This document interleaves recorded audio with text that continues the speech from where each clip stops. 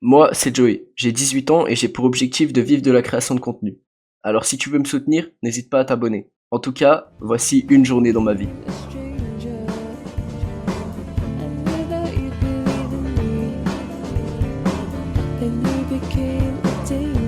Si vous suivez mes vidéos depuis un moment, vous remarquez que la chose que j'ai toujours voulu garder au centre, c'est la transparence et le fait d'être moi-même.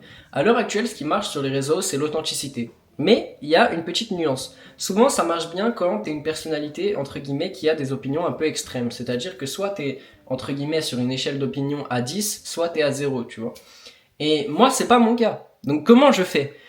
La stratégie que j'ai trouvée, qui nique un peu ce truc, c'est qu'en fait, je mets des titres qui sont soit 10, soit 0, en exprimant dans la vidéo que mon opinion, c'est un 7 ou un 3, parce que j'estime qu'il y a toujours du bon à prendre dans les deux camps, peu importe l'opinion, je vous parle pas de politique ici, je vous parle de tout. Si je m'exprime sur un sujet, je peux pas être à 100% d'un côté, parce qu'en fait, il y aura toujours forcément un 10%, un 20%, un 30% de l'autre côté qui aura raison. Et il faut accepter que la vie, c'est comme ça. C'est toujours une question de nuance, ça peut jamais être vrai. Mais simplement, si dans le titre, je mets un truc qui va soit énerver les gens, soit leur faire ressentir des émotions, de la tristesse, de la pitié, peu importe, les gens ont plus de chances de cliquer sur la vidéo. Donc, ça, c'est vraiment un truc pas mal et que je vais exploiter dans le futur, peu importe ce que je fais.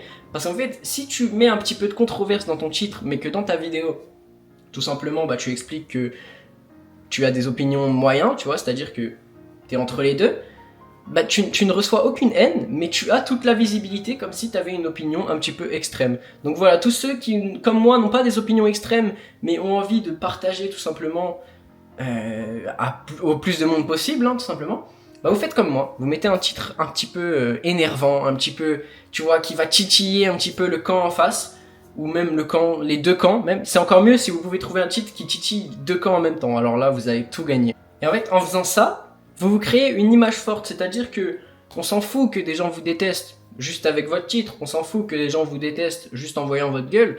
Ce qui compte, c'est d'avoir des gens qui vous aiment bien, parce que c'est plus important d'avoir une minorité de gens qui vous aiment bien qu'une majorité de gens qui s'en battent les couilles de votre gueule. Bref, aujourd'hui les gars, nouveau vlog, venez avec moi, je vous emmène. Guettez ce que je vous disais, en fait c'est que là tu vois j'ai mis un titre qui est légèrement controversé, avec une miniature qui m'a même pas fait me prendre la tête pour être honnête, et tu vois je suis au meilleur score de vue, j'ai un putain de retention rate, et la vidéo marche actuellement très bien, on est même pas 24 heures après, je pense qu'on va taper à peu près 2000, 3000 vues, ça serait vraiment pas mal. Et donc c'est de ça que je vous parlais en fait, tout simplement.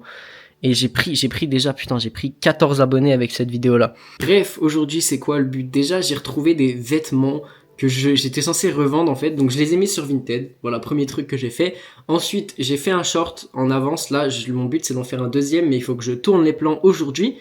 3, je vais mettre des annonces, essayer de parler à des gens pour potentiellement trouver des gens qui m'aiment gratuitement. D'ailleurs, si vous vous êtes intéressé pour potentiellement faire un shooting, qui vous avez besoin d'aide pour faire de la vidéographie, peu importe, n'hésitez pas à me contacter, je cherche à me construire un portfolio. Donc ça va être le but, ça va être d'essayer potentiellement de parler à des gens, de rencontrer des gens, de trouver des gens qui pourraient être intéressés, pour tout simplement me constituer ce portfolio, pouvoir me construire une expérience et potentiellement pouvoir vivre de ça après. Parce que si je veux me développer un business, il faut d'abord que je développe la confiance des gens, c'est hyper important. Bref, là je vais aller à la salle, mais avant ça, je dois tourner 2 vidéos, une en anglais, une en français. D'ailleurs, n'hésitez pas à aller check ma chaîne en anglais, à vous abonner, à aller check tous les liens en description, etc. Mon ebook, le Discord, mon Instagram, tout ça. Voilà, je vous reprends dès que ces vidéos-là sont tournées, les gars, à tout de suite.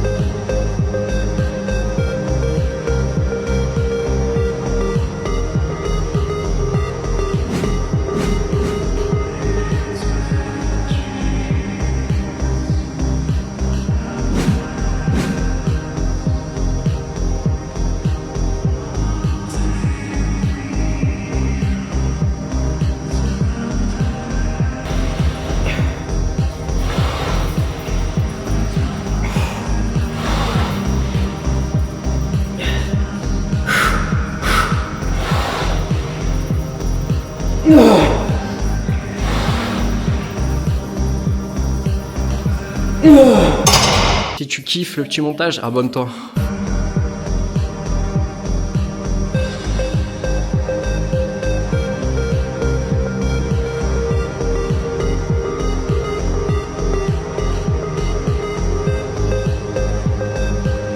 Donc après avoir fait du bench, je reprends la voix off et je passe directement sur des dips lestés à 15 kg. Donc j'ai fait 2 séries mais j'en ai filmé qu'une seule.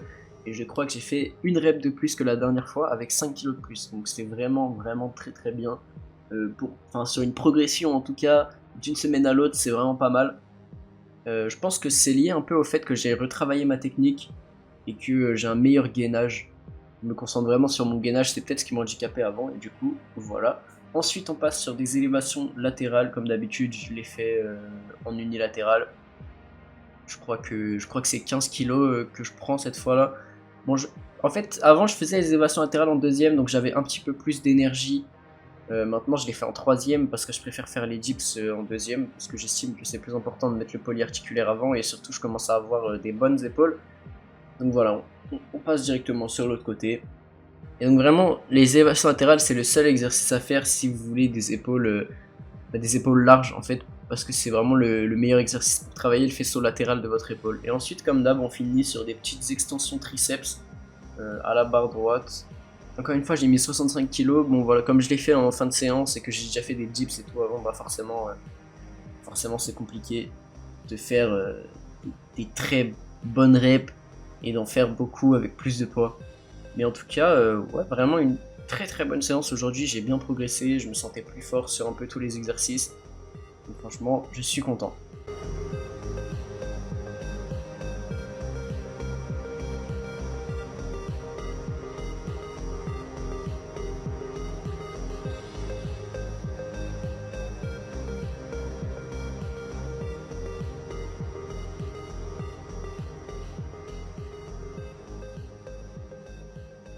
Là, je suis actuellement sur le montage de la vidéo. Je pense que j'aurai deux trois plans à tourner demain pour l'intro de la vidéo parce que là, en fait, le fait que ça jump directement dans le vif du sujet, j'aime pas trop. Donc vous, dans tous les cas, bah, vous aurez sûrement eu l'intro.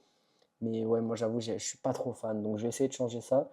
Ensuite, je me suis fait 22,50 €. J'ai vendu un truc sur Vinted. Donc je vais aller le poster demain. Donc ça, c'est cool. Ça fait plus 22,50 €. Et puis voilà, je vais tranquillement faire le montage, tranquillement finir la vidéo de mon côté. J'essaye d'avoir un bon rendu. Dites-moi ce que vous avez pensé. J'ai essayé de faire un truc un petit peu plus cool que d'habitude. Malheureusement, je devais me dépêcher de rentrer. J'ai pas eu l'occasion de faire quelque chose de bien euh, sur le chemin du retour. J'aurais bien aimé faire quelques plans cinématiques et tout. En plus, il faisait beau pour une fois.